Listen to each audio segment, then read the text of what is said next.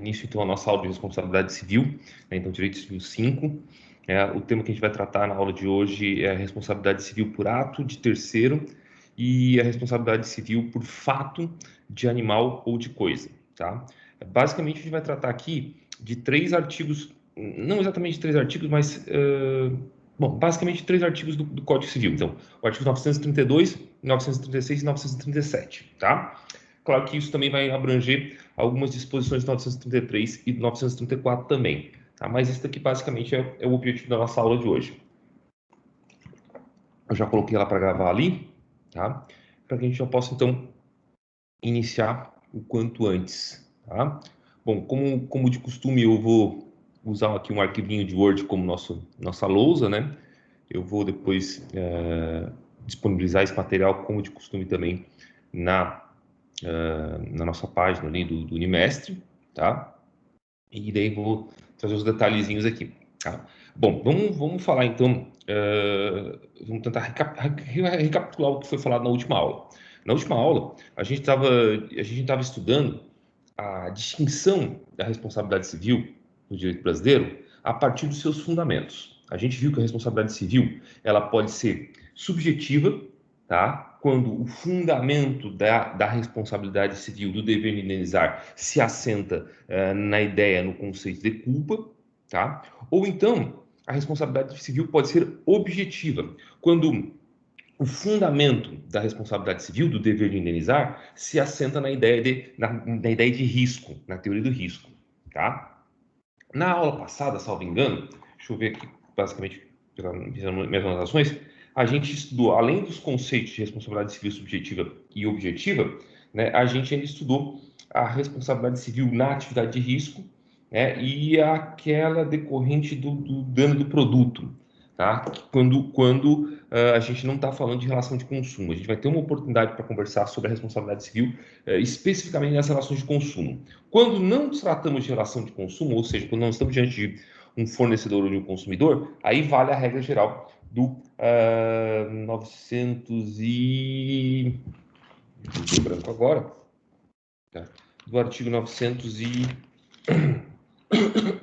Desculpa. Tá? Do artigo 920... Cadê? Não, 931, tá? Que diz ali, ó. Ressalvados outros casos previstos em lei especial, o caso CDC, então, os empresários individuais e as empresas respondem independentemente de culpa pelos danos causados pelos produtos de circulação. Então, ali, a partir desses artigos, né, 927, parágrafo único, e 931, tá, a gente tem as primeiras previsões dentro do Código Civil da responsabilidade civil objetiva. Né? Vamos destacar isso com bastante vigor, vamos dizer assim, tá? Porque é essencial a gente entender. O Código Civil de 1916, tá? Ele basicamente e exclusivamente se assentava na noção, na ideia de culpa. Vejam, o fundamento de toda a responsabilidade civil dentro do Código Civil de 1916 era a ideia de culpa. Tá? Paulatinamente, no entanto, tá? O direito civil vai absorvendo a ideia de risco, vai absorvendo então a ideia de responsabilidade objetiva. Primeiro, algumas legislações específicas que tratam, por exemplo, da responsabilidade das estradas de ferro, das concessionárias de estrada de ferro, por causa de danos causados em decorrência da exploração econômica que ela faz, a questão da atividade nuclear, a responsabilidade civil do Estado, tá? Que está no artigo 37, parágrafo 6º, parágrafo 6º da Constituição Federal, tá? E, mais especialmente, o Código de Defesa do Consumidor. O Código de Defesa do Consumidor, lá em 1990, ele inverte completamente a noção de responsabilidade civil que a gente tinha até então. Por quê? Porque ele faz da responsabilidade civil objetiva a regra, tá? E só excepcionalmente se utilizava, no caso dos profissionais liberais, a responsabilidade subjetiva. Tá? Então, isso é um fato importante. Bom, chega o Código de 2002, então, ele continua mantendo a responsabilidade subjetiva nas relações entre iguais, nas relações contratuais, nas relações extracontratuais, mas nas relações entre partes iguais não não vulneráveis, vamos dizer assim, tá? Uma regra ainda de responsabilidade civil subjetiva. Mas ele ampliou, tá, as hipóteses de responsabilidade objetiva. Ele trouxe para dentro de si, tá, as hipóteses de responsabilidade civil objetiva. Tá? Isso é um fato que a gente precisa destacar. Então, vamos lá. O que a gente vai estudar hoje, então, são hipóteses de responsabilidade civil objetiva previstas dentro do Código Civil. Tá? Especificamente, né, a responsabilidade pelo ato de terceiro, do 932, a responsabilidade pelo fato do animal, no 936, a responsabilidade pelo fato, tá, da coisa, no 937 e no 938. Tá? 937 e 938. Tá? Então vamos estabelecer isso. Vamos começar com a primeira de todas, então, a responsabilidade civil por ato de terceiro. Bom, o Código Civil de 1916, ele já traçava lá, ele já estabelecia lá a possibilidade de alguém vir a responder, tá, civilmente por dano causado por terceiro. Tá? Essa hipótese estava prevista no artigo 1521. Tá? E ela não muda muito, ela não era muito diferente, como vocês podem ver pela comparação, tá? Com a responsabilidade estabelecida no Código Civil de 2002. Então vejam lá, olha lá, o 1521 falava, são também responsáveis pela reparação civil, tá? Os pais pelos filhos menores que estiverem sob seu poder em sua companhia, né? O inciso 1º do 932, por sua vez, vai dizer que são responsáveis os pais pelos filhos menores que estiverem sob sua autoridade em sua companhia. Na verdade, é uma mudança aqui do termo poder para o termo autoridade. Né? O tutor e o curador pelos pupilos e curatelados que se acharem nas mesmas condições. Repete exatamente, né, a disposição do 932, do 1521. O patrão ama o comitente por seus empregados serviçais prepostos no exercício do trabalho que lhes competir, ou por ocasião dele. O que é também, né, adaptado aos novos tempos, a mesma redação do 932. Então, tira lá o patrão e amo, substitui por empregador, né, que é muito mais adequado. Mantém, inclusive, os serviçais, que é uma coisa absolutamente anacrônica no nosso atual regime constitucional, né, mas basicamente repete a redação. Tá? E os donos de hotéis, hospedarias, casas ou estabelecimentos onde se albergue por dinheiro, tá? Onde se albergue por dinheiro. Vou pegar a lista aqui. Foi. Tá? Onde se albergue por dinheiro, mesmo que para fins de educação, pelos seus hóspedes, moradores e educadores ou educandos. Então, tem uma mudança aqui pequena de redação também, né? Os que gratuitamente houverem participado dos produtos do crime até a concorrente quantia. Mesma coisa também, redação absolutamente idêntica à que nós tínhamos no Código 16, ou que nós temos agora no Código 2002.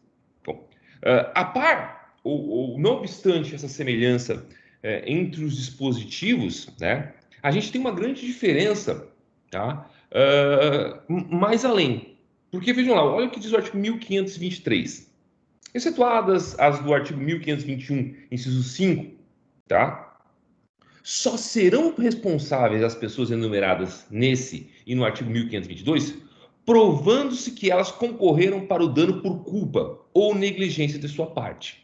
Então, vejam só, tá? O Código Civil de 1916, tá? Ele só admitia a responsabilização do pai, do tutor, do patrão, do dono de hotel, tá? Estou só pegando os primeiros ali, naquelas hipóteses em que houvesse o que a gente chamava de culpa em vigilando ou culpa em eligendo.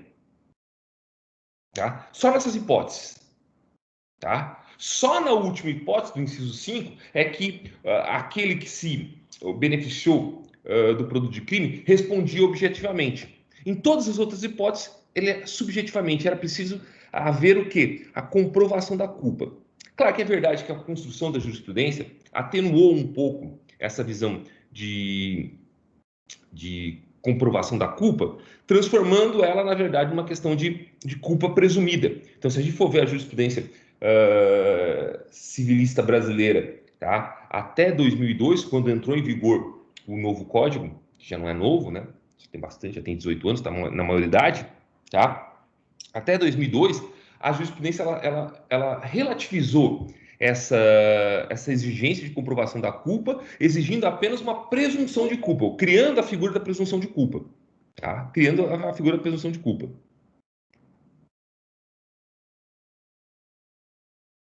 Foi. Tá criando a figura da presunção de culpa. Essas paradas que eu dou aqui na minha fala, gente, é só para explicar para vocês, porque eu tenho que aceitar o pessoal que está entrando na sala, tá? Bom, o Código de 2002, por sua vez, tá? O atual Código Civil, então, para deixar melhor colocado, tá? Ele vai subverter aquela lógica estabelecida no Código anterior.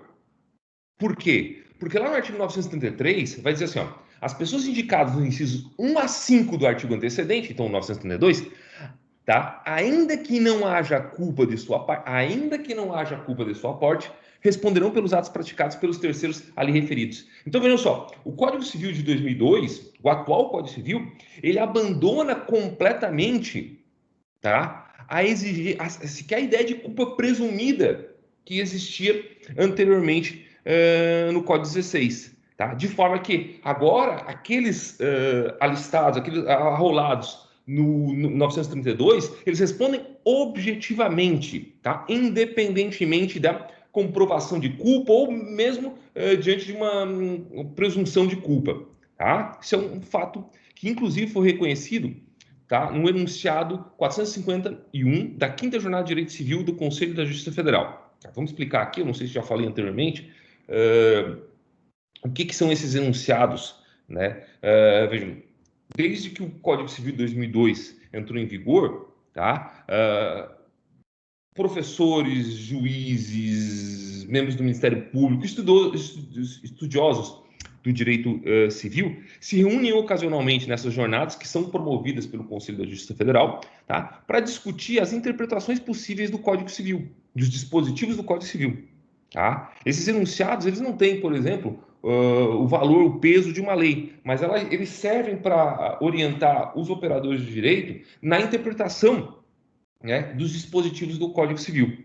Tá? E aí, o enunciado 451 da quinta jornada diz assim: ó, a responsabilidade civil por ato de terceiro funda-se na responsabilidade objetiva ou independente de culpa, estando superado o modelo da culpa presumida. Então, não há que se falar no atual modelo de responsabilidade civil por ato de terceiro, nem de comprovação de culpa, nem de culpa presumida, nem de presunção de culpa. Tá? O que há é o quê? Uma responsabilidade que se impõe aos pais, aos empregadores, aos donos de hotéis, etc., tá? Independentemente de culpa por parte deles. Ou seja, eles não precisam não precisa se caracterizar lá uma culpa em elegendo ou uma culpa em vigilando, tá? Bom, então esse é o primeiro aspecto geral que a gente tem que falar sobre a responsabilidade civil por ato de terceiro. O segundo aspecto que a gente precisa destacar aqui ou discutir é se essa responsabilidade que é objetiva, tá? Ela é solidária ou subsidiária, tá? Por responsabilidade subsidiária, eu estou dizendo assim, ó, primeiro eu vou no patrimônio de um para depois ir no patrimônio do outro, tá? Essa é a ideia de responsabilidade subsidiária, tá? Um exemplo de responsabilidade subsidiária de um contrato em que se prevê a responsabilidade subsidiária, por exemplo, é a fiança. O fiador ele só é demandado depois. Que momento. Só um minutinho, gente, aquela pausa básica, porque sempre tem alguém que liga no meio da aula.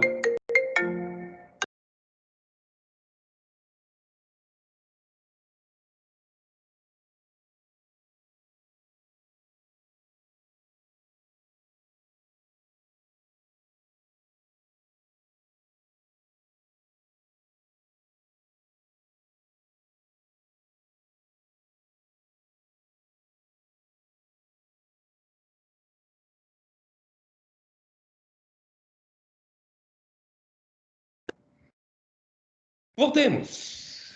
Tá, me perdi agora. Ah, não, tá. Então, um exemplo de responsabilidade subsidiária é o contrato de fiança. No contrato de fiança, tá? Primeiro, o credor tem que demandar, tem que ajuizar a ação contra o devedor, para só então, não encontrando o patrimônio do devedor, né, buscar o patrimônio do fiador. Tá? A responsabilidade solidária, por outro lado, é aquela em que o credor pode demandar qualquer um dos dois, o devedor ou o fiador. Ela acontece geralmente, vocês devem ter estudado no semestre passado, tá? Quando a gente está diante daquela hipótese em que o fiador ele renuncia ao benefício de ordem. O benefício de ordem é justamente o benefício que ele tem de só ser demandado depois do devedor, né? Depois do devedor principal. Tá? Bom, a discussão aqui então agora bom, eu posso, tá? É possível ajuizar, demandar tanto o causador do dano quanto o responsável, tanto o terceiro quanto aquele responsável por efetuar o pagamento? Bom, o código não é muito claro sobre isso, tá? Mas o artigo 942, parágrafo único, ele dá uma ideia para a gente. Então, ele diz assim, ó, no caput, 942, fala assim, ó, os bens dos responsáveis pela ofensa ou violação de direito de outro ficam sujeitos à reparação do dano causado. E se a ofensa tiver mais de um autor, todos responderão solidariamente pela reparação. Perfeito. Aí vem o parágrafo único que diz assim, ó, são solidariamente responsáveis com os autores, os coautores e as pessoas designadas no artigo 932. Então, isso quer dizer o seguinte, isso quer dizer que, pela leitura do 942, parágrafo único, eu posso demandar, tá, de forma solidária, junto, igualmente, tanto o causador do dano quanto o responsável pela indenização, tá? E isso é importante também, porque se eu ajuizo a ação, tá? Se eu ajuizo a ação contra por exemplo, o causador do dano ele pode, tá? Denunciar da lide, tá? O responsável pelo pagamento, tá? Aliás, o autor do dano também pode fazer isso. O autor do dano, o autor da ação, tá? Lá do artigo, eu lembro da denunciação da lide. 125, tá? 125. Diz lá o incisos 2, ó. 125. É admissível a denunciação da lide promovida por qualquer das partes àquele que estiver obrigado por lei ou pelo contrato a indenizar em ação regressiva o prejuízo de quem for vencido no processo. Tá? Então, isso é uma coisa interessante também. E também, a título ainda de discussão sobre a questão da solidariedade, uma súmula que sempre acaba, inclusive, aparecendo em provas e tal, é a súmula 492 do STF, essa que eu destaquei aqui, ó. Vou destacar ela, então, em amarelo. Olha o que ela diz. A empresa locadora de veículo responde civil e solidariamente com o locatário pelos danos por estes causados a terceiro no uso do carro locado. Vejam que interessante. A maior parte a doutrina pacificamente, tá? A doutrina civilista ela entende que o artigo, o rol, a lista do artigo 932, ela é número de cláusulas. O que é o número de cláusulas? É uma lista fechada, ou seja, ela não é um mero exemplo. Tá? Essas são as únicas hipóteses em que alguém responde por ato terceiro. Tá? Não pode ser criadas outras hipóteses que não pela lei. No entanto, tá? A súmula 492 do STF, é uma súmula já bastante antiga, ela prevê sim uma possibilidade criada pela jurisprudência, tá? Em que a empresa locadora de um veículo vai responder pelo dano causado pelo locatário. Tá? Então, isso é uma coisa bastante significativa e importante vocês lembrarem. E a responsabilidade da empresa de locadora vai ser solidária com o locatário. Então, quer dizer, aquele que prejudicado por uma ação do locatário, então, aluguei um carro de uma, sei lá, não lembro mais o nome dessas empresas que fazia essas coisas, locativa, não, a locativa é imobiliária, localiza, né? Localiza. Tá? Eu aluguei um carro na Localiza e causei um dano a terceiro, esse terceiro pode me demandar, que foi quem diretamente causou o dano, quanto pode demandar também a empresa locadora, tá? A Localiza. Tá? Essa é a súmula 492 do STF. Bom, o que a gente vai fazer agora? A gente vai analisar cada uma das hipóteses, tá, de responsabilização por atos de terceiros previstos no artigo 932. São 5 incisos, tá? Não é muita coisa. O que vai demandar talvez mais no nosso tempo seja o inciso primeiro. O resto depois vai voando, tá? Aliás, eu estou falando muito rápido, eu acho que essa aula vai acabar muito rápido, então eu vou começar a falar bem mais devagar. Assim, com calma, com paciência. Vou até pegar um café antes, aquele minuto, pegar café.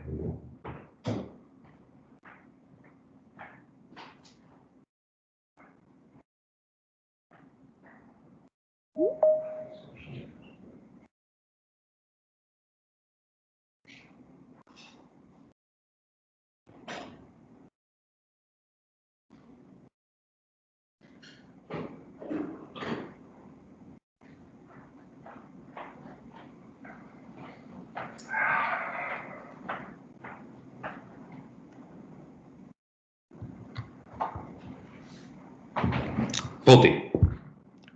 Então, opa, entrou alguém aqui.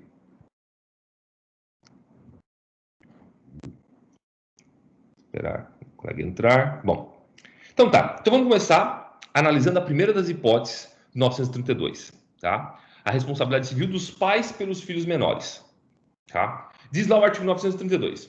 São também responsáveis pela reparação civil? São também responsáveis pela reparação civil os pais, agora voltou, tá? São também responsáveis pela reparação civil os pais pelos filhos menores que estiverem sob sua autoridade e em sua companhia. Então, os pais pelos filhos menores que estiverem sob a sua autoridade e em sua companhia. Então, a primeira coisa que a gente tem que estabelecer aqui, tá? A primeira coisa que a gente tem que estabelecer aqui é o fato de que a responsabilidade dos pais é sobre os filhos menores, sejam eles absolutamente ou relativamente incapazes, ou seja, sejam eles menores de 18 anos. Tá? Sejam eles menores de 18 anos. Aliás, eu vou até pular aqui já para uma outra parte aqui que eu já tinha deixado separado, tá? Que é o artigo, o enunciado 41 da primeira jornada de direito civil do Conselho da Justiça Federal. Então, olha só o que diz o enunciado 41, tá? A única hipótese em que poderá haver responsabilidade solidária do menor de 18 anos com seus pais é ter sido emancipado nos termos do artigo 5º, parágrafo único, inciso 1º do novo Código Civil. Vejam só, vamos lá no artigo 5º, parágrafo único do Código Civil. Cadê ele? Então, o artigo 5º, ele diz assim, ó, a menoridade cessa aos 18 anos completos, quando a pessoa fica habilitada à prática de todos os atos da vida civil. Basicamente, todo mundo sabe disso, tá? Bom, mas aí o parágrafo único diz assim, ó, cessará para os menores a incapacidade. E aí ele traz lá, deixa eu lembrar quantas são, 5 situações em que pode haver a emancipação. Ou seja, quando o menor, quando uma determinada circunstância, tá, faz com que cesse a menoridade, tá, do menor. Cesse a menoridade do menor. Ficou meio redundante, mas tudo bem, tá? Ó, diz ali o parágrafo único. Cessará para os menores a incapacidade 1. Pela concessão dos pais ou de um deles na falta do outro, mediante instrumento público, independentemente de homologação judicial ou por sentença do juiz, ouvido o tutor, se o menor tiver 16 anos completos, tá? Então, essa é a primeira hipótese. É o que a gente chama de emancipação voluntária, tá? Emancipação voluntária. Depois, pelo casamento, pelo exercício do emprego público efetivo, pela colação de grau em curso de ensino superior, pelo estabelecimento civil ou comercial, ou pela existência de relação de emprego, desde que, em função deles, o menor com 16 anos completos tenha economia própria. Então, vejam só, eu tenho 5 hipóteses em que a menoridade ela cessa. Dessas hipóteses, tá? A gente pode dizer que 4 são legais, tá? 4 hipóteses são legais. Vejam, a emancipação se dá por força da lei. Tá? Claro que tem que ter um casamento, ele tem que ir lá e casar. Tá?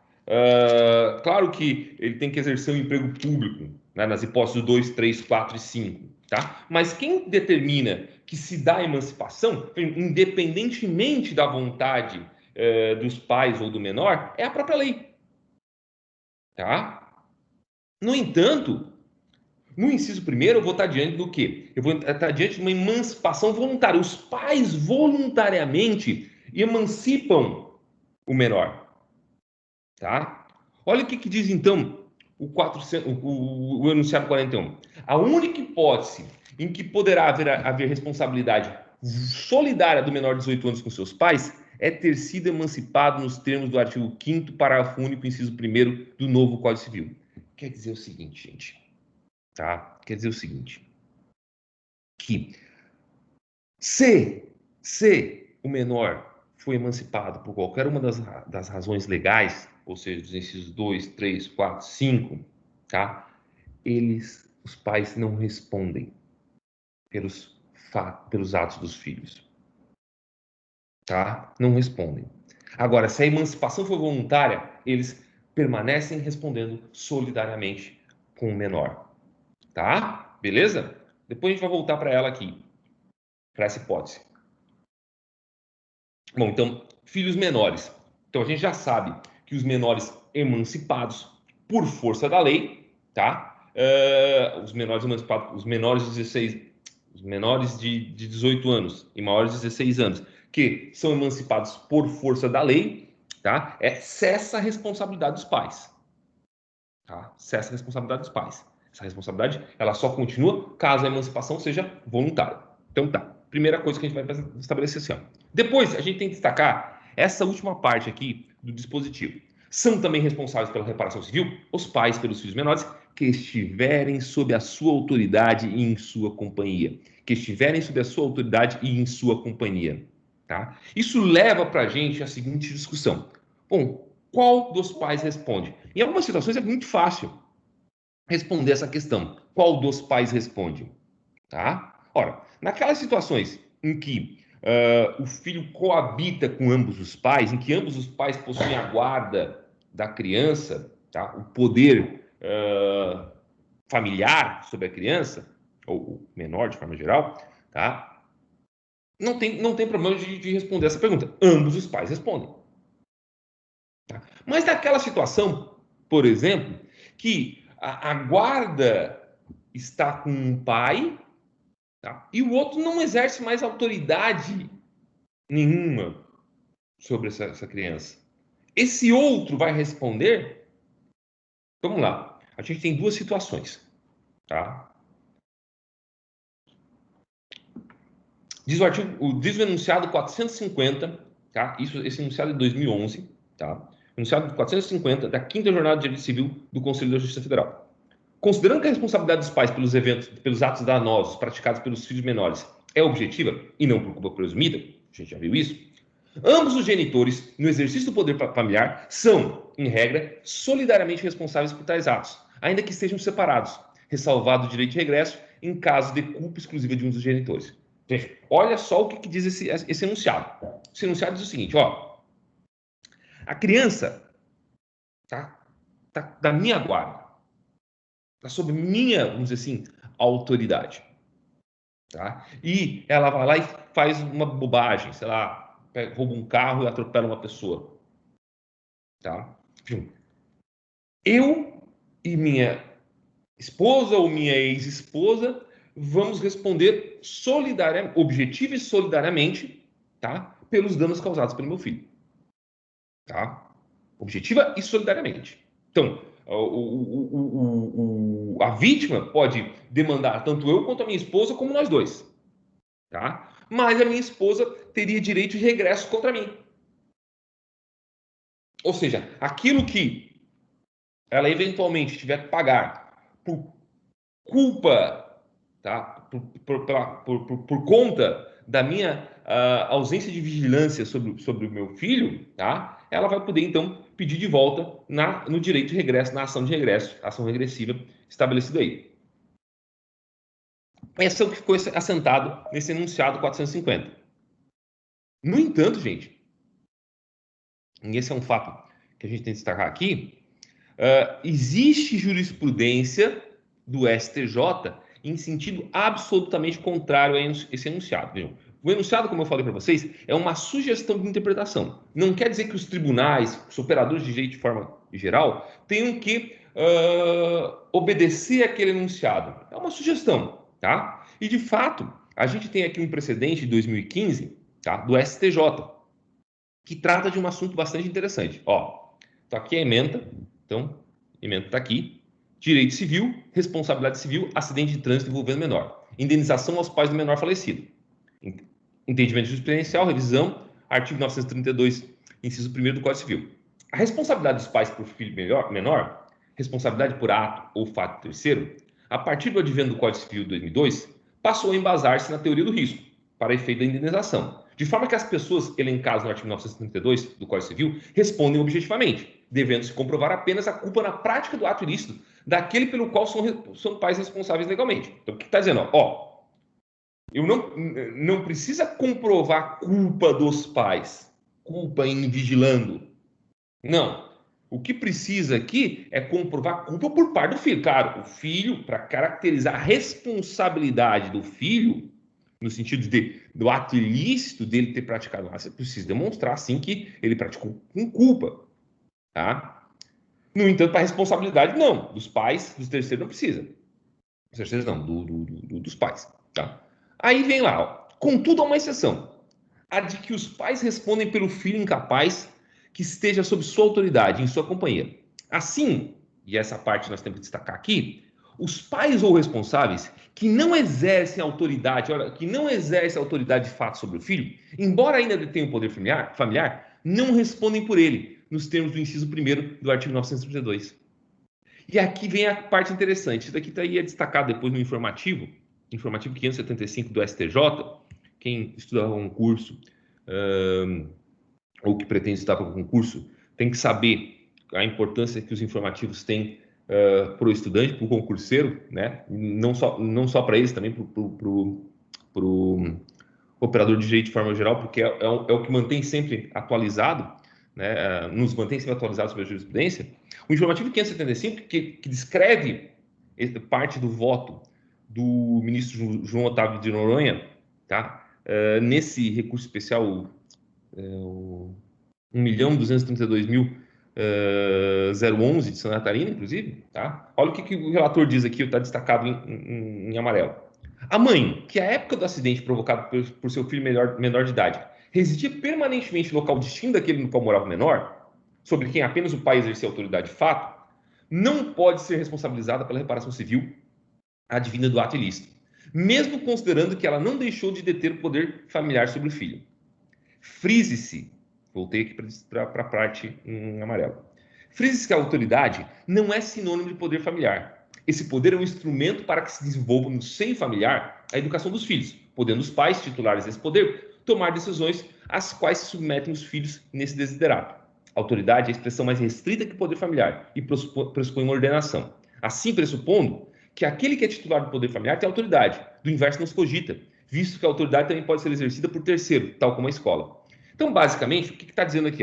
Ó, a mãe, o pai que reside em local distinto, tá?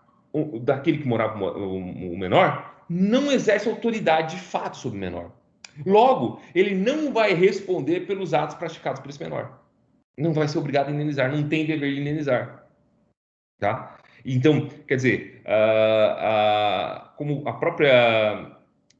própria jurisprudência fala ali, ó, né, o Código Civil de 2002, tá? Ele restringe muito o âmbito de incidência do 932.1 quando ele bota lá sob sua autoridade e em sua companhia, né? Ao contrário do Código de 16, que colocava sob seu poder e em sua companhia, ó, sob seu poder, aqui fazendo relação, na época era chamado poder pátrio, né?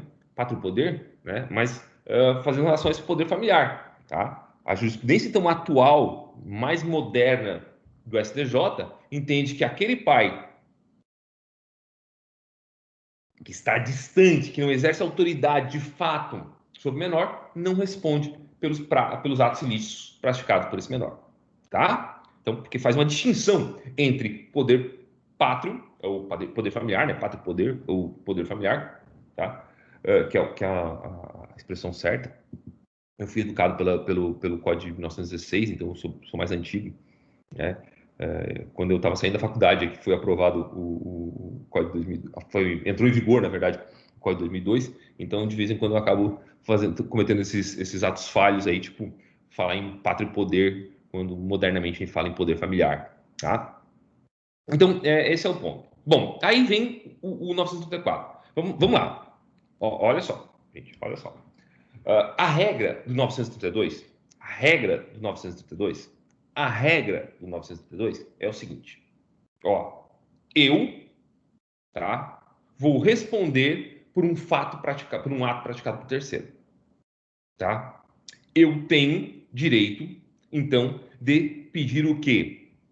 O regresso, a devolução daquilo que eu paguei por esse terceiro, tá? Então, essa é a regra, tá? Essa é a regra. Então, havendo responsabilidade por ato terceiro, aquele que responde tem direito de regresso contra, tá, o terceiro que causou o dano. Tá? Essa regra vale para todos os incisos do 932, menos para o primeiro inciso. 934 ele fala expressamente: aquele que ressarcir o dano causado por outro, tá? Aquele que ressarcir o dano causado por outro, deixa eu dar aqui, tá? Então, aquele que ressarcir o dano causado por outrem, deixa eu mais um aqui. Tá. Pode reaver o que houver pago daquele por quem pagou. Tá? Pode reaver o que houver pago daquele por quem pagou. E aí, vamos sacar. Salvo se o causador do dano for descendente seu, absoluta ou relativamente incapaz. Absoluta ou relativamente incapaz. Tá? Beleza? Então, o pai, os pais não têm direito de regresso contra o filho. O filho foi lá, fez uma cagada, né? Causou um dano a outrem. Eles vão ter que pagar por aquele dano, né? E no máximo poder descontar da mesada, né? Mesmo que esse filho tenha bastante dinheiro, tá? Só que daí vem um outro dispositivo que é interessante também, que é esse daqui do 928, tá? Olha só. Então, o pai, como eu falei para vocês ali, ó, como regra, tá? Uh, os e isso foi o que foi estabelecido aqui no cadê? No 942, parágrafo único, tá? Como regra, a responsabilidade entre os arrolados, entre os alistados ali no 932, ela é solidária. Mas tem uma exceção, tá? Ou na verdade, vai ter duas, a gente vai ver, tá? Que é a exceção do 928, tá? Olha o que diz aqui, ó. 928. O incapaz responde pelos prejuízos que causar, se as pessoas por ele responsáveis não tiverem a obrigação de fazê-lo ou não dispuserem de meios suficientes. Então vejam só, nesse caso, tá? Nesse caso, tá? Eu vou demandar, ó, eu demando os pais, tá? Só que os pais não têm recursos capazes de ressarcir o prejuízo que foi causado pelo filho, tá? Se o filho tiver mais patrimônio que os pais, tá? Eu posso demandar daí, então, ó, primeiro demando os pais não têm patrimônio, aí eu demando o filho, responsabilidade subsidiária. Só que daí o 928, parágrafo único, ele deixa claro ali, ó, tá? 928, parágrafo único, deixa claro lá, ó. A indenização prevista nesse artigo, que deverá ser equitativa, não terá lugar se privar do necessário o incapaz ou as pessoas que dele dependem. Então, claro, se isso tirar os meios de subsistência, tá? Se essa indenização ela tirar os meios de subsistência do incapaz, né? Aí não vai rolar, tá? A minha intenção de exigir uma indenização dele, tá? Claro, porque no final das contas se privilegia sempre tá? Os meios de manutenção da vida, né? Então, basicamente é isso sobre essa primeira hipótese do 932, que é a responsabilidade civil dos pais pelos filhos menores. Até agora, temos alguma dúvida? Tá tudo tranquilo? Professor, Fala, Gabriela. eu não entendi a parte da emancipação voluntária. Poderia explicar novamente? Então, vamos estabelecer, tá? Vejam só. Se a emancipação por força da lei, que são os incisos 2, 3, 4 e 5 do artigo 5º parágrafo único, tá? Cessa a responsabilidade dos pais pelos atos praticados pelos seus filhos, tá? Então, tu tem lá um filho de 16 anos, tá? Ele se casa, tá? Ele é emancipado por força da lei. Eventuais atos ilícitos que causam dano a outrem, tá? Praticados por ele após essa emancipação por força da lei, tá? Quem vai responder é ele. Os pais não respondem, tá? Os pais não respondem, tá? Porque cessou a responsabilidade dos pais. No entanto, caso a emancipação seja voluntária, ou seja, é aquela que o cara vai lá no cartório, os pais vão lá no cartório, assinam que querem emancipar o filho, tá? Ou então por força da sentença judicial no caso do tutor, tá? Nesse caso, tá? Não cessa a responsabilidade dos pais pelos atos do filho, tá? Não cessa, ela continua existindo. Só que agora ela é solidária, ou seja, eu posso demandar tanto o filho quanto o pai, tanto os pais quanto o filho, tá? Continuo com essa possibilidade. No caso de ele não ter sido emancipado, tá? A demanda é sempre e exclusivamente contra o pai. Só no caso dos pais não terem patrimônio, tá? Para ressarcir os danos, é que eu vou no patrimônio do filho. Se o filho tiver patrimônio também. Não Perfeito? tem como aplicar o 928, parágrafo único, para esse filho que foi emancipado voluntariamente? 928, parágrafo 1. Não, porque, na verdade, é mais interessante para o credor aqui, para a vítima, né, propor a responsabilização solidária, tá? Tu diz assim na questão de privar ele dos meios Eu de digo assistência. pro incapaz, entre aspas, porque não é mais incapaz, se ele poderia utilizar o parágrafo único para se esquivar e jogar para Uhum. cima dos pais novamente. Bom, o parágrafo único do 928 pressupõe que os pais já foram demandados, entende? Sim. Pressupõe que os pais já foram demandados. O que ele pode, talvez, é fazer essa discussão. Bom, a minha responsabilidade é solidária entra com uma ação contra mim, daí ele joga para os pais. É possível. Tá? É possível por conta da responsabilidade solidária, porque daí, no caso da responsabilidade solidária, qualquer um dos dois responde pela integralidade do débito, né? Do dever de indenizar. Tá? Eu posso demandar tanto os pais quanto o filho. Tá? E aí ele pode sim, não, mas eu não tenho como pagar, não tenho condição. E automaticamente o credor, a vítima, vai se voltar para o patrimônio dos pais.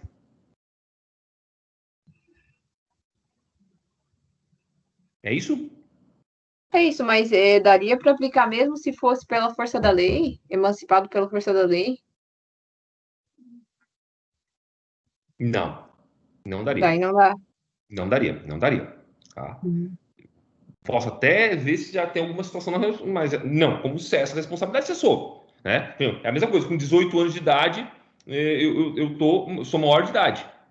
Perfeito? Bom, meu pai não responde mais pelos atos ilícitos praticados por mim. A lógica, quando a gente está diante da emancipação legal, é a mesma. Eu casei, ou eu tenho um emprego que me garanta uma renda, economia suficiente para subsistência. Tá? Cessa a responsabilidade. Tá? Cessa a responsabilidade do pai. Uhum. Daí a gente não vai nem falar em responsabilidade solidária ou subsidiária. Não tem. Não tem mais responsabilidade. Tá? Sob pena dos pais responderem o resto da vida pelos atos dos filhos, né? E aí tu cria um cordão umbilical aqui gigantesco. Tá? Lá no direito de família, que a gente vai encontrar uma coisa meio parecida com isso que tu meio que propõe, que é a questão da prestação alimentícia, né? Que pode ser passada para a pessoa dos avós, né? Em caso de inadimplemento, ou de Sim. impossibilidade dos pais pagarem, do pai pagar, né? Não, entra com os avós, né? Mas é uma excepcionalidade por isso na lei, tá? Tranquilo. Daí vem o inciso 2. Calma aí, vou pegar café.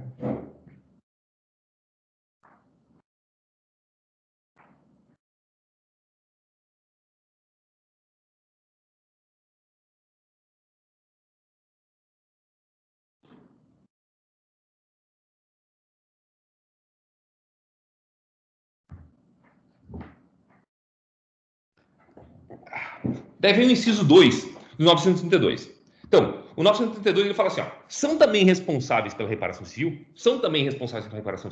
o tutor e o curador, pelos pupilos e curatelados, que se acharem nas mesmas condições. Quais são as mesmas condições? Fiz um adicionamento aqui, ó. Ou seja, sob sua autoridade e em sua companhia. Tá? Sob sua autoridade e em sua companhia. Então, as mesmas condições do 932, inciso 1º. Tá? Então, essa é a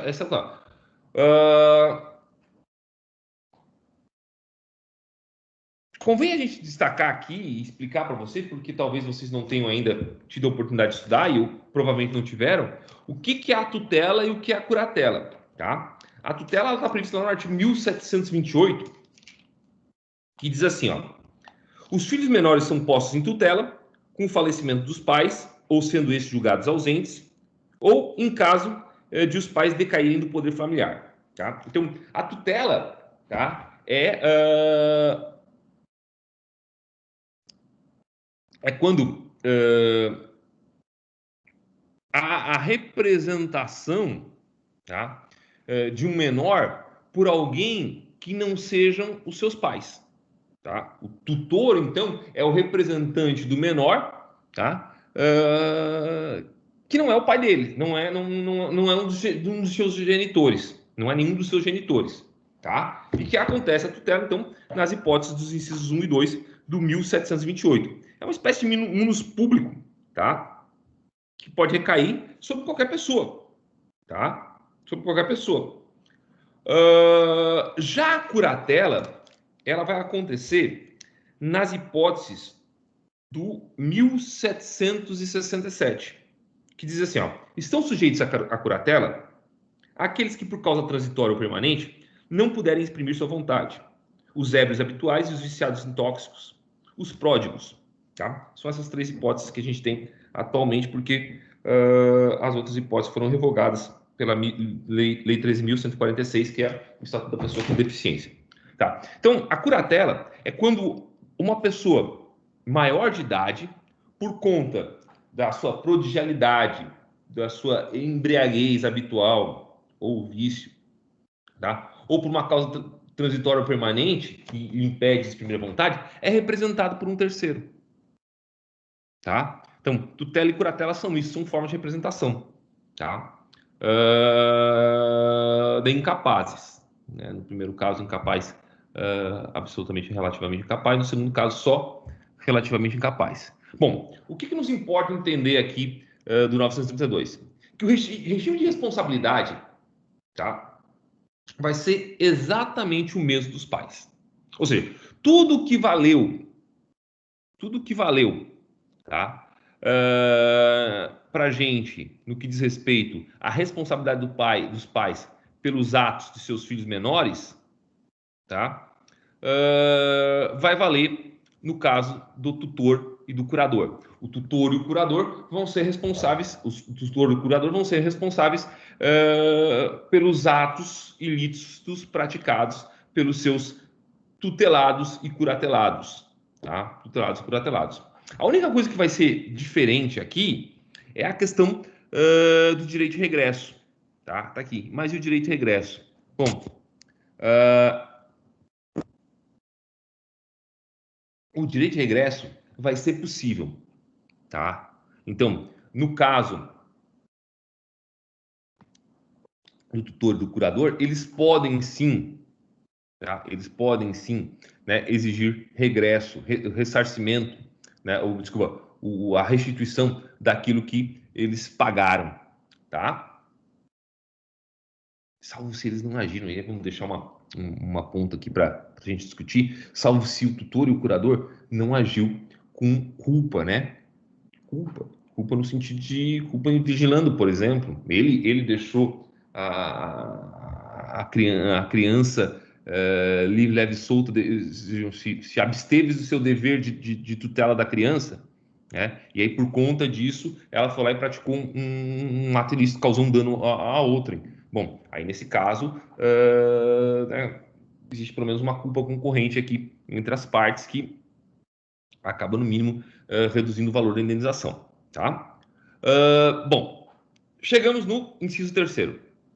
Responsabilidade civil do empregador ou comitente pelos atos de seus empregados, serviçais ou prepostos.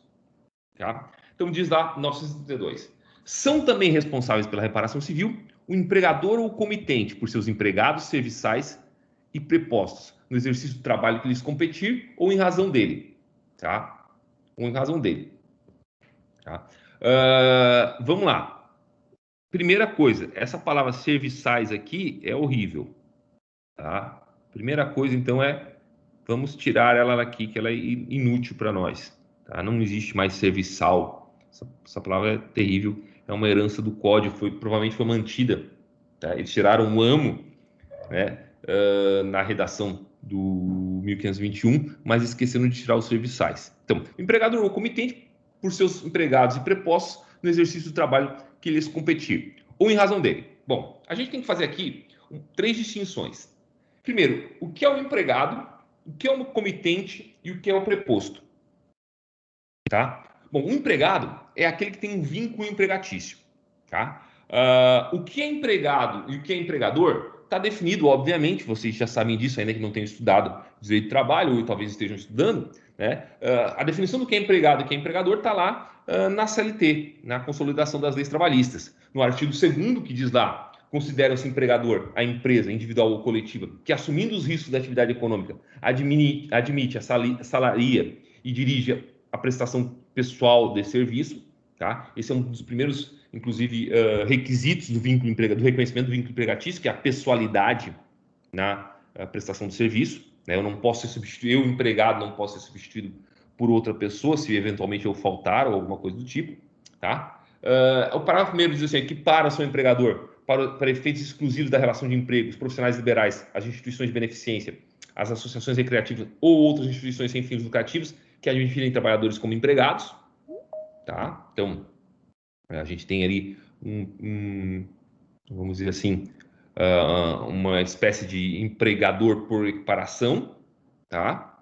E aí, o artigo 3º que vai trazer, de fato, os requisitos que vão permitir que eu estabeleça o que é um empregado. O empregado é o quê? É toda pessoa física, tem que ser pessoa física, tem que prestar o serviço de forma pessoal, como está lá no parágrafo 2º, tá?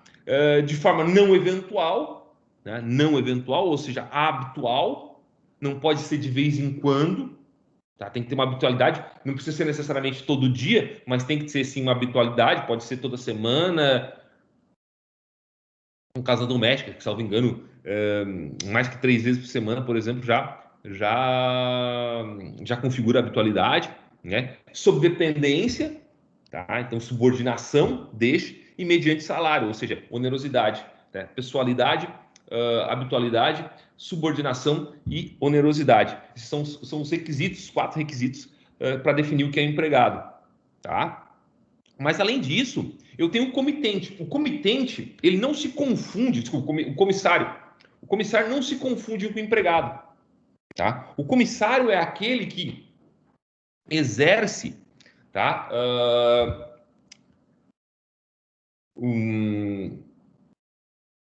por comissão, tá, uma determinada função, tá, para outra. Aí o vínculo do comissário, ele é um vínculo civil. Tá? E aí eu trouxe aqui alguns exemplos de contratos que estabelecem, né, uma relação entre comitente e comissário, que podem gerar, né, a responsabilização ali do inciso 3º de 1932. Então, olha só, contrato de comissão, está no artigo 693 do Código Civil. Eu vou ler aqui para vocês, só para vocês terem uma ideia. Tá? O contrato de comissão tem por objeto a aquisição ou a venda de bens pelo comissário em seu próprio nome, à conta do comitente. Né? Contrato de comissão. Contrato alguém para adquirir ou vender bens, tá, no meu nome, tá? Em seu nome, mas como por conta minha. Tá? O 653, que é o do contrato do mandato, opera-se o mandato quando alguém recebe de outro poderes para, em seu nome, praticar atos ou administrar interesses. A procuração é o instrumento do mandato. Então, aquela pessoa que, por procuração, causa dano a outrem, tá? O outorgante da procuração vai responder objetivamente pelos danos causados pelo outorgado. Tá? Contrato de agência e distribuição, no 710, né? Tá aqui. Pelo contrato de agência, uma pessoa assume em caráter não eventual e sem vínculos de dependência a obrigação de promover a conta da outra, mediante retribuição, a realização de certos negócios em zona determinada, caracterizando-se a distribuição quando o agente tiver à sua disposição a coisa a ser negociada. Tá? Eu nunca soube diferenciar muito bem, sou meio burrinho para isso, gente. Vou ser sincero para vocês. A agência e distribuição da representação comercial. Tem uma diferença tênue ali que agora eu não recordo, tá? Mas elas são bem parecidas, assim, tá? E daí tem um contrato de corretagem, ou o famoso corretor, lá do 722, né? E o contrato de representação comercial autônoma, que está previsto numa lei específica, a Lei 4.886 de 1965, tá? Esses são exemplos, tá? Não se resume a esses, porque no direito civil vigora, no direito contratual vigora o princípio da liberdade contratual, então podem ser criados outros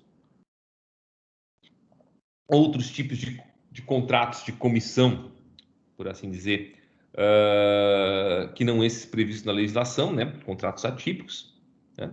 E, por fim, eu tenho um preposto. Então, falei, no primeiro momento, do empregado, comitente, e agora o preposto. O preposto, a gente pode dizer que ele tem um vínculo processual. Não é muito bom assim, mas vamos dizer. Quem é o preposto? Olha só, está lá no parágrafo 1º do artigo 843 da CLT. É facultado ao empregador fazer substituir pelo gerente ou qualquer outro preposto que tenha conhecimento do fato e cujas declarações obrigarão o proponente. O preposto é o representante, tá, do empregador, ou às vezes da pessoa jurídica, no CPC é assim, tá, perante o juízo. Então, não necessariamente, tá, a pessoa jurídica se faz representar pelo seu proprietário, pelo seu sócio, ou pelo seu gerente.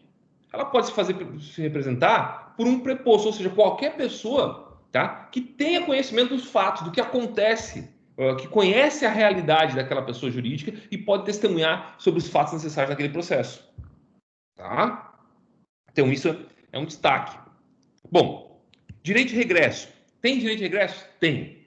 Tá? Vamos lá. Enunciado 44, inciso 1º, no enunciado 44 da primeira jornada de direito civil do Conselho da Justiça Federal. Na hipótese do artigo 934, vimos ali em cima, 934 que fala do direito daquele que ressarciu o dano, né, exigir regresso. O empregador e o comitente somente poderão exigir regressivamente contra o empregador e o preposto se estes tiverem causado dano com dolo ou culpa. Então, a responsabilidade do empregador e comitente, ela é objetiva. A mesma coisa da criança e do pai. Os pais, o tutor, o curador, o empregador, o preposto, o comitente, tá? Eles respondem sempre objetivamente.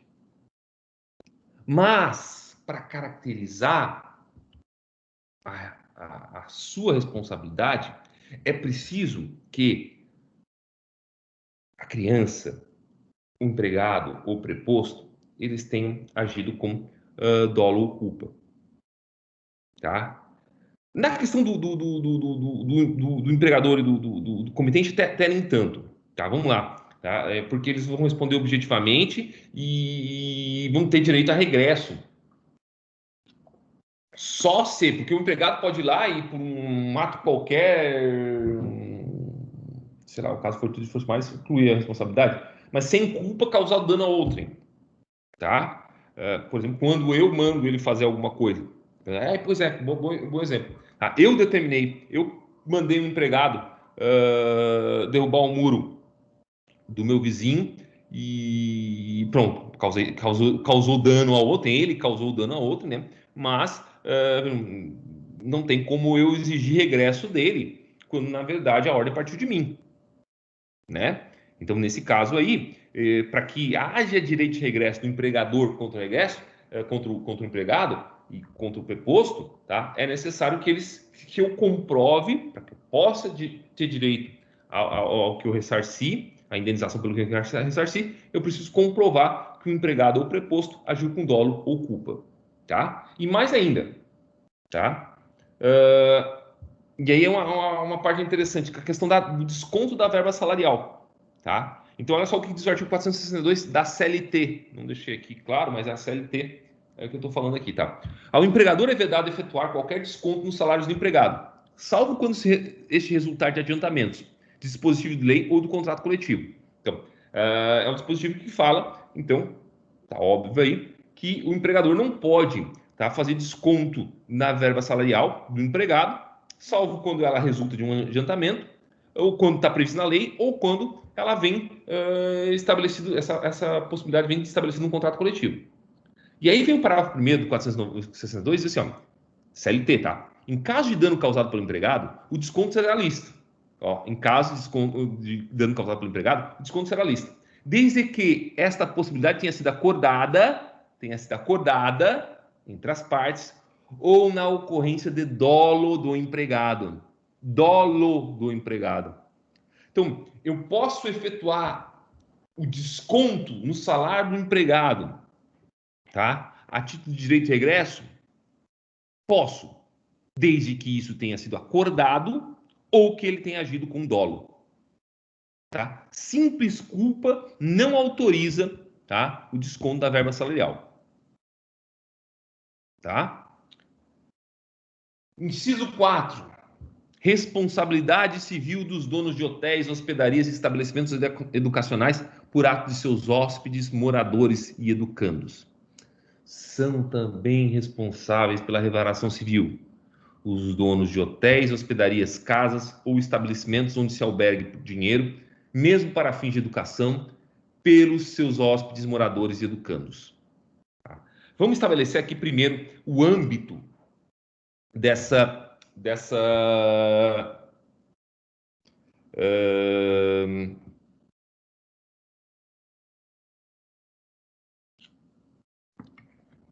o âmbito dessa disposição, tá? Por óbvio, são atos praticados pelos hóspedes, moradores e educandos, tá? Dentro dos hotéis, hospedarias, casas ou estabelecimentos onde se albergue por dinheiro, mesmo para fins educacionais. Tá? Fins de educação, como diz o artigo, tá?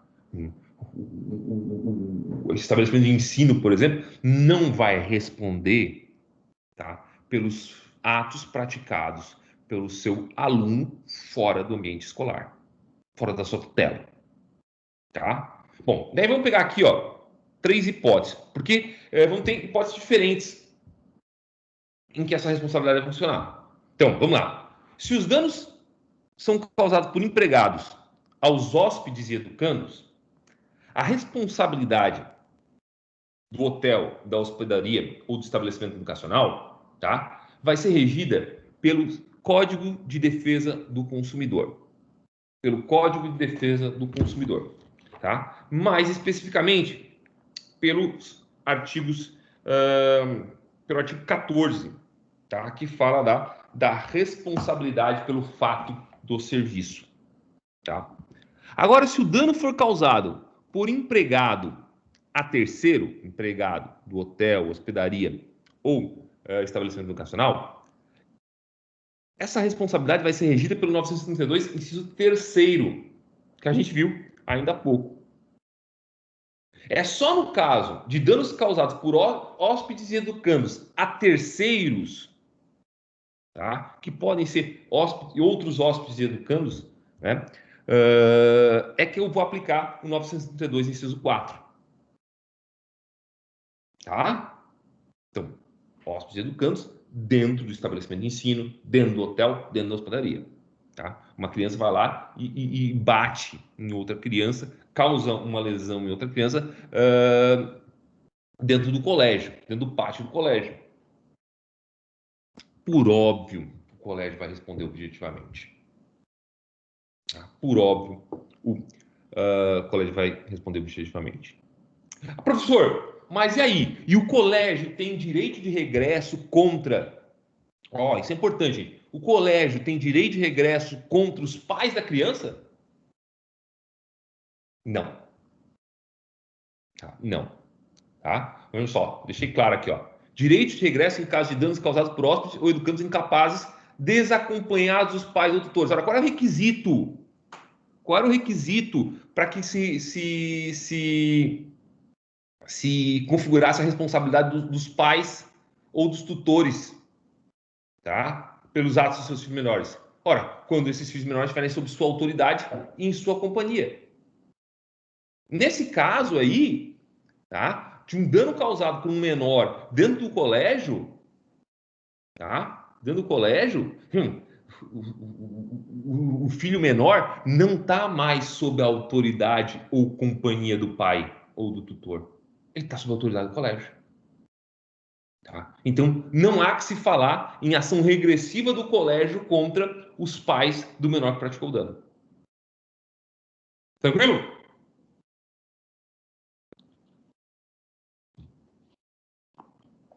E aí a gente chega no inciso 5º, o último inciso, que trata da responsabilidade civil.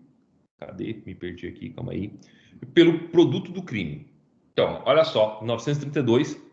São também responsáveis pela reparação civil os que gratuitamente houverem participado nos produtos do crime, até a concorrente quantia. Portanto, gente, os que gratuitamente tiverem participado no produto do crime, não do crime. Nós não estamos falando de coautoria. É alguém que se beneficia do crime praticado por alguém. Tá? Então, a Gabriela, tá? Ela foi lá e furtou 2 celulares. E ela deu um para mim. Tá? Ela deu um para mim. Tá? Eu não fui, eu pratiquei o dano. Ela praticou, sei lá, do Guilherme Cittadini. Tá? Ela foi lá e roubou 2 celulares do Guilherme Cittadini. E deu um para mim. Eu não pratiquei dano pro Guilherme. Nenhum. No entanto, tá? Eu vou ser obrigado a... E aí, vamos deixar assim, ó. Não é indenizar. Eu vou ser obrigado a restituir. Tá? Eu vou restituir, tá? O celular para o Guilherme. É mais um dever de restituir do que um dever de indenizar. Aliás, a gente vai utilizar aqui como princípio para esse dever o 884, que fala do enriquecimento sem causa. Ó, aquele que sem justa causa se enriquecer à custa de outrem será obrigado a restituir o indevidamente auferido, feita a atualização dos valores monetários. Tá? Então, a minha obrigação é de reparação in natura. Eu tenho que devolver, inclusive, o celular. Não posso forçar o Guilherme a receber dinheiro. Tá? E aqui eu deixei bem claro também, aqui, ó. Tá aqui. Não preciso saber que é o que o objeto é produto de crime para ter o dever de indenizar, né, gente? Para ter o dever de restituir. Perfeito? Tá? E aí o 884 ele fala, olha, caso, ó, vou até ler aqui o parágrafo único. Se o enriquecimento tiver por objeto coisa determinada, quem a recebeu é obrigado a restituí-la. E se a coisa não mais subsistir, a restituição se fará pelo valor do bem na época em que foi exigido. Aí é importante. Se, por exemplo, por culpa minha o celular se perde ou por qualquer outra razão ele deixa de existir, eu vou ser obrigado a restituir o Guilherme, aí sim, pelo valor em dinheiro. Tá?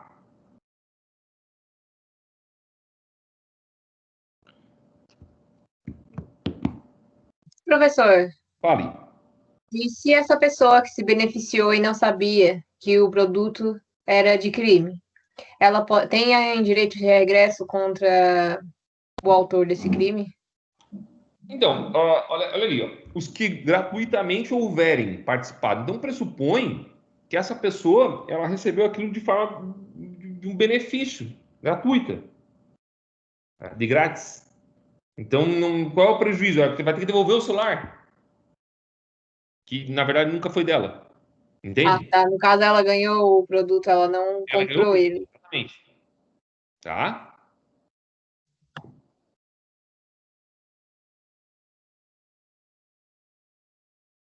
E aí chega no final já, olha só, aulinha curta, coisa boa. Quer dizer, não sei quanto eu vou falar ainda, né? Porque eu falo demais. Mas agora nós vamos falar sobre a responsabilidade civil pelo fato da coisa ou do animal. Bem simples, bem fácil. Todo mundo sabe disso de alguma forma, tá? Então, vamos começar primeiro para a responsabilidade. Fato e ato, né? Olha a diferença, gente. Olha lá. Fato e ato. Lembra lá da diferença lá do primeiro semestre de Direito Civil? Né? O ato é o quê? Uma ação ou omissão voluntária do homem. É uma conduta humana que gera efeitos jurídicos. O fato não. O fato é um acontecimento da natureza, que independe da conduta humana, tá? E gera, obviamente, efeitos do direito. A gente vai ter aqui o fato da coisa e o fato do animal. Eu vou começar com o fato do animal, que está no 936. Diz assim, ó. O dono ou detentor do animal ressarcirá o se não provar culpa da vítima ou força maior. Vamos pegar aqui e analisar esse dispositivo. Primeiro pela parte amarela, o dono ou detentor. Quer dizer que não é necessariamente o proprietário do animal que vai ser obrigado a ressarcir o dano. Aquele que está exercendo detenção sobre o animal pode vir a ser obrigado a ressarcir. Então vamos pegar aqui, ó, a hipótese em que tem esse pessoal que trabalha com serviço de levar cães para caminhar, tá? Para andar aí, passeio de cão. Tá? Ele está detendo, tá? Então está na posse provisória do cão, do animal. Tá? Se durante essa jornada, esse passeio, ele deixar o cão escapar e esse cão causar dano a alguém, é ele que vai responder, tá? E não o proprietário pelo dano causado. Tá? O dono ou o detentor, perfeito? Do animal ressarcirá o dano por este causado, se não provar culpa da vítima ou força maior. Então aqui vão integrar aquelas excludentes de nexo de causalidade. Né? Então, se não provar culpa da vítima, assim como culpa da vítima, sei lá. A vítima ela ingressou no cercado onde estava lá uma placa dizendo cão bravo, cuidado, animal perigoso, tá? Bom, culpa exclusiva da vítima. Ou força maior, né? No caso fortuito de força maior, sei lá, que situação poderia acontecer isso? Sei lá, o animal, alguém dá um tiro pro alto, o animal se assusta e fica impossível para mim segurar ele, ele acaba mordendo uma outra pessoa, né? E aqui também, olha só, o enunciado 452 da Quinta Jornada de Direito Civil do Conselho da Justiça Federal, ele diz assim, ó, a responsabilidade civil do dono ou detentor do animal é objetiva, a excludente do fato exclusivo de terceiro. Então não é só a culpa da vítima ou força maior, mas também o fato de terceiro.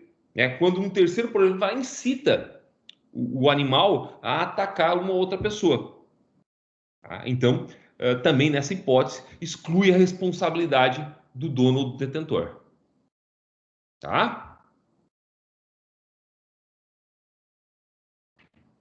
Tem os últimos dois artigos agora são sobre responsabilidade civil por fato da coisa. Então, 937. Ó, agora sim, é o dono, tá? Não é o detentor, não é o locatário, tá? Não é aquele que está na posse provisória do imóvel. O dono de edifício ou construção responde pelos danos que resultarem de sua ruína, se esta provier de falta de reparos cuja necessidade fosse manifesta. Gente, aqui é super simples, tá? Super simples. Eu tenho o dever de conservar o meu edifício ou minha construção, tá? Aí, por conta da ruína, olha só o conceito de ruína, degradação do edifício e dos materiais que o integram, começa a cair parede, tá? Então, eu vou responder objetivamente pelos danos causados, por exemplo, de uma parede cair em cima do carro que está estacionado na via pública. Tá? Eu vou responder objetivamente por esse dano. Por quê? Ora, porque eu não tive o dever de cautela, né, para efetuar os reparos necessários naquela construção. Então, aquelas construções abandonadas, etc., causam dano a outra. Bom, o dono do edifício ou construção responde, e responde objetivamente, tá? Pelo fato da coisa, tá? O 938, por sua vez, fala assim, ó, aquele que habitar prédio ou parte dele responde pelo dano proveniente das coisas que dele caírem ou forem lançadas em lugar indevido. Ó, aquele que habitar prédio ou parte dele responde pelo dano proveniente das coisas que dele caírem ou forem lançadas em lugar indevido. Aqui, ó, tô passando na rua, cai um vaso sobre minha cabeça, vindo de uma casa. Tá? Ah, mas foi um vento que derrubou. Pouco importa, eu vou responder objetivamente por esse dano causado também. Tá? E aí vem o enunciado 557, esse bastante importante da Sexta Jornada de Direito Civil do Conselho da Justiça Federal, que diz assim, ó, nos termos do artigo 938, se a coisa cair ou for lançada de condomínio edilício, não sendo possível identificar de qual unidade, responderá o condomínio, assegurado o direito de regresso. Olha que interessante, gente. Primeiro, não sei se todos já sabem, provavelmente vocês vão saber semestre que vem, o Código Civil ele estabelece dois tipos de condomínio. O condomínio propriamente dito, que é o codomínio, quando duas pessoas elas são coproprietárias de um imóvel, tá? Do mesmo imóvel. Então estão lá, eu e minha esposa somos proprietários de um apartamento. Tá? Os dois estão lá na matrícula do imóvel. Nós somos condôminos desse apartamento. Tá? Exercendo propriedade sobre aquela coisa comum de nós dois. Tá? Mas eu tenho também o condomínio edilício, que é esse que a gente costuma chamar de condomínio. O condomínio edilício é aquele em que eu tenho áreas privativas e áreas comuns. Tá? Bom, o que diz o enunciado 557? Ó, se a coisa cair ou for lançada em um condomínio edilício, tá? O vaso caiu na minha cabeça. Tá? Eu passei embaixo de um prédio, tá? Um condomínio edilício, cai um vaso na minha cabeça, tá? E eu acabo, sei lá, tendo todo tipo de dano possível. Tá? E não for possível identificar de qual unidade caiu, vai responder o condomínio como um todo. Tá? Assegurar o direito de regresso do condomínio contra, eventualmente, quem foi a pessoa que deixou o vaso ali na janela. Tá? Aliás, teve até uma questão da OAB, de um tempo atrás,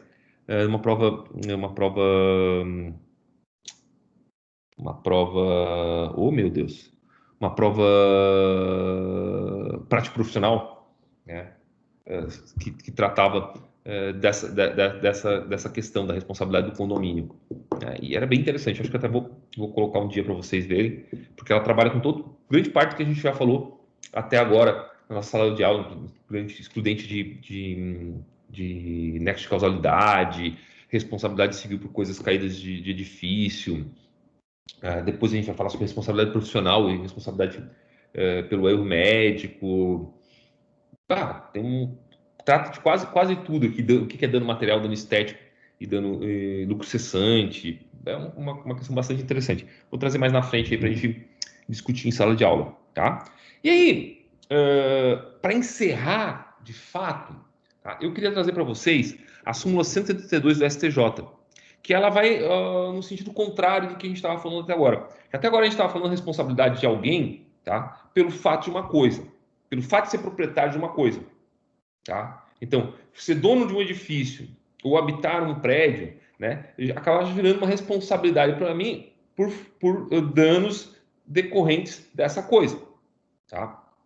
A súmula 132 do STJ, ela traz uma situação em que alguém, que talvez algum de vocês já tenha se deparado em algum momento da vida. Olha o que ela diz aqui. Ó. A ausência de registro da transferência não implica a responsabilidade do antigo proprietário por dano resultante de acidente que envolva o veículo alienado.